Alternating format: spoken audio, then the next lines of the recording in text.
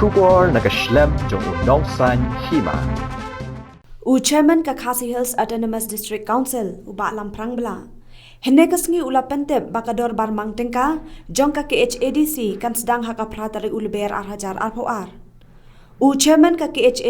ula yatho ru bahadu menta kempat la ban yatho kat nusngi kan long namar kidang ap iki jingkali na ki para dekhot MDC.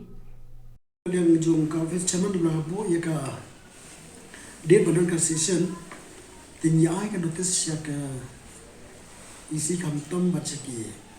member baro ban den radon kilo ki bill ki motion ki resolution ki question tikya abu ka Tarik bankot tiko magalom ka jipan na ki members juga house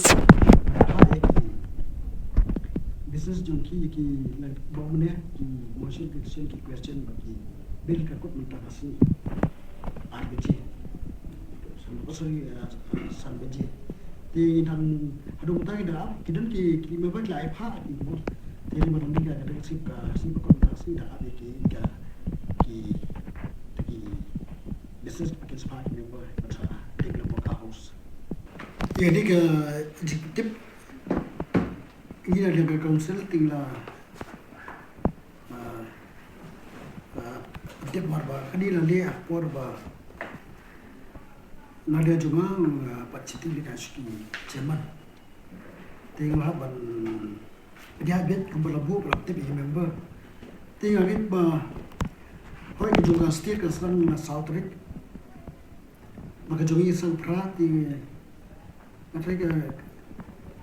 ke yo itu rapor yang melip kinuan maupun pasku lagi dalam session tamban ya kan juga budget session jadi council di sini. Marba kumbakalong kadia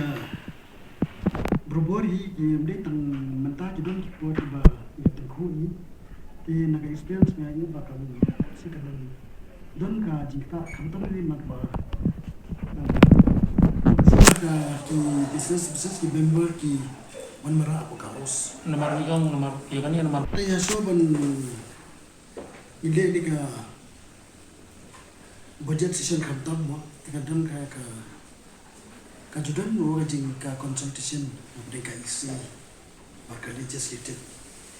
ti khantam lili nang liang jong sian bat member in charge to the finance budget tila ade ya ki bubun ki business ade ki tidon ki jong department of hair maki yam ki bat mo to ka ko la bu session knowledge ki member dan dengan macam ini